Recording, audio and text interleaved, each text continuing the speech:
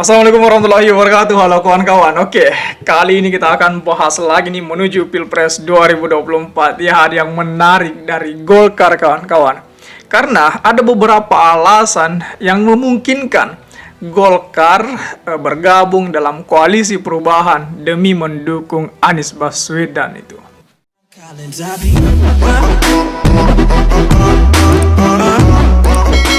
Koalisi perubahan dinilai sedang berusaha merayu Golkar untuk bergabung dengan mereka untuk mendukung Anies Baswedan sebagai calon presiden pada Pilpres 2024.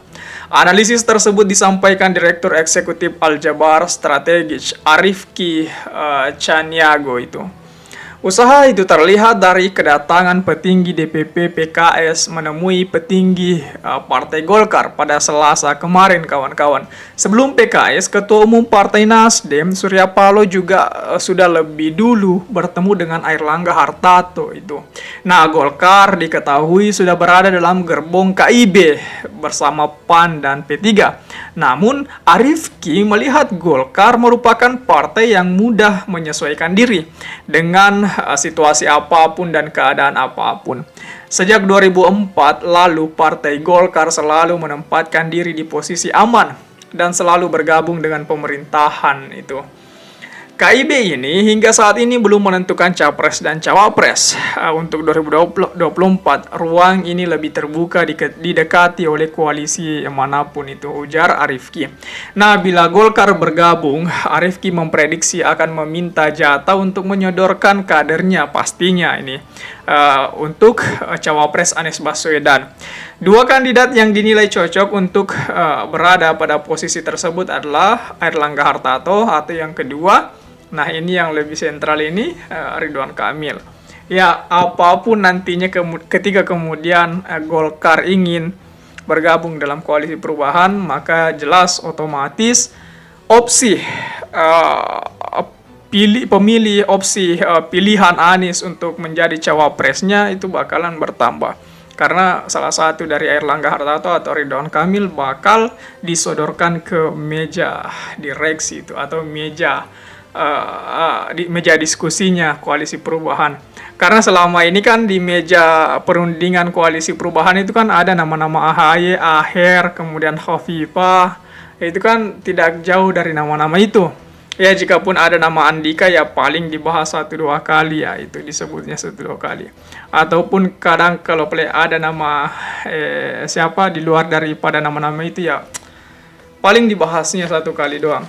Nah, jikapun nantinya ini koalisi Golkar bergabung dalam koalisi perubahan, maka jelas opsi-opsi itu akan kembali meningkat. Oke, kita masuk dalam alasan mengapa kemudian Golkar bisa bergabung dalam koalisi perubahan ini.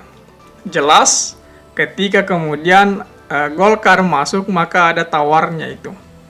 Jangan sampai kemudian tiba-tiba Anies ingin menunjuk Ridwan Kamil sebagai cawapresnya.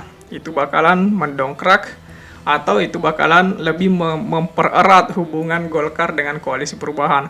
Tapi juga ini beresiko jangan sampai semangat Demokrat dan PKS itu menurun gitu.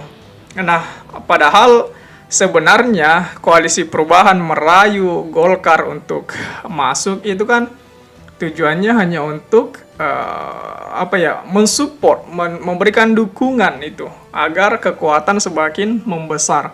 Tapi ya masalah-masalah kemudian timbul ketika pencawapresan Anies Baswedan itu, cawapresnya Anies Baswedan itu belum ditemukan itu. Jikapun nanti kemudian Anies Baswedan memilih Khofifah menjadi cawapresnya, ya bisa jadi PKB bisa ikut, kemudian kalau ada peluang kan Golkar juga bisa ikut itu. Nah, tapi ini kan sangat tidak fair lah buat calon lawannya. Masa koalisi perubahan ada Nasdem, PKS, Demokrat, kemudian Golkar, PKB ya. Itu kan kekuatannya besar sekali.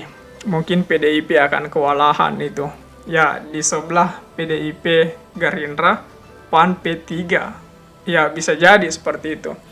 Tapi kan P3 bisa jadi juga masuk di koalisi perubahan itu. Nah, anak Haji Lulung kemarin kan sudah mendeklarasikan Anies Baswedan. Ya jangan sampai itu juga menjadi jalannya P3 untuk bergabung dalam koalisi perubahan. Tapi sejauh ini kan belum ada sangkut paut, belum ada gesekan antara P3 dengan salah satu partai dalam koalisi perubahan itu. Ya jangan sampai tiba-tiba kemudian dari Nasdem senggol P3 tertarik, bisa juga itu. Tapi sekarang ini saya lihat pergerakan dari koalisi perubahan itu gencar-gencarnya lagi merayu-rayu Golkar ini. Gencar-gencarnya untuk menyenggol-nyenggol Golkar ini. Tapi kan kalau kita lihat sejarah bahwasanya Golkar itu tidak pernah bergabung dalam oposisi. Golkar itu selalunya jadi petahana itu.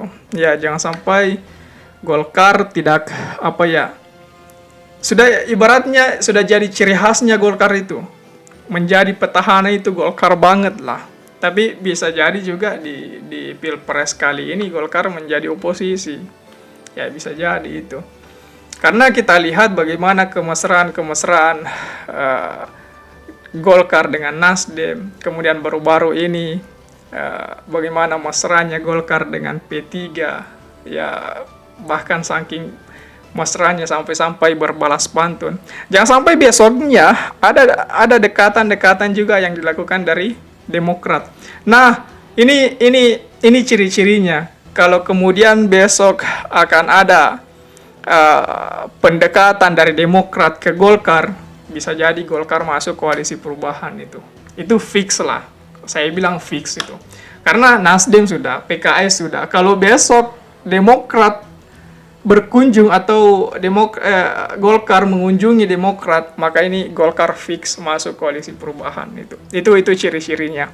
Nah, alasannya Golkar masuk dalam koalisi perubahan mungkin alasan pertama itu karena Golkar sudah melihat kekuatan, kemudian sudah melihat energi koalisi perubahan dan kekuatan dari Anies Baswedan. Bagaimana kemudian setiap hari elektabilitas Anies Baswedan itu semakin meningkat.